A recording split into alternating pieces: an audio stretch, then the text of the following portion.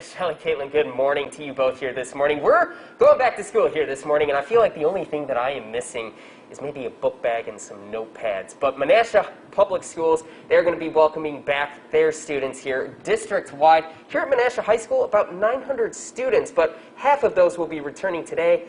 The other half, they'll be returning here tomorrow. We're joined alongside the superintendent, Chris, here. And Chris, hey, thank you again so much for having us out here this morning. You bet. My pleasure, Calvin.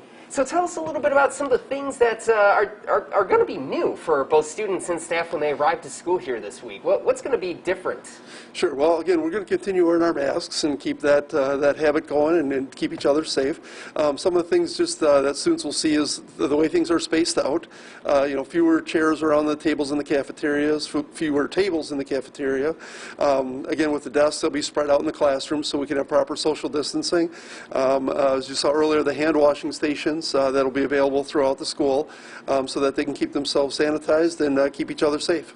Just how much planning and preparation went into, say today, being able to have students and staff return back to the classroom and be able to experience that in-person teaching once again?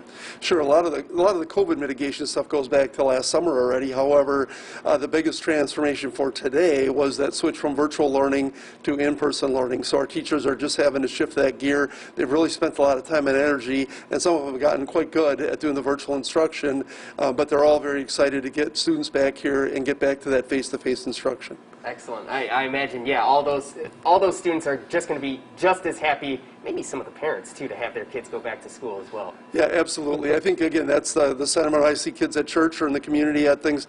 They're excited to get back to school and see their friends and see their teachers, and that gives me a reminder to just say, hey, parents, help us out with this, right?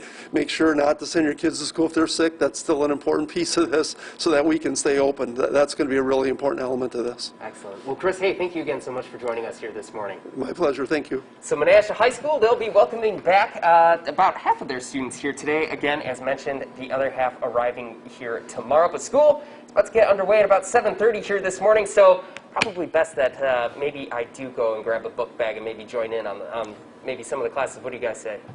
I think you should do it. I think there's going to be a lot of excited students. Caitlin just said she wanted to go back to high school. Yeah, I was like, I'd go back. Jordan's up next with a check in the forecast after this.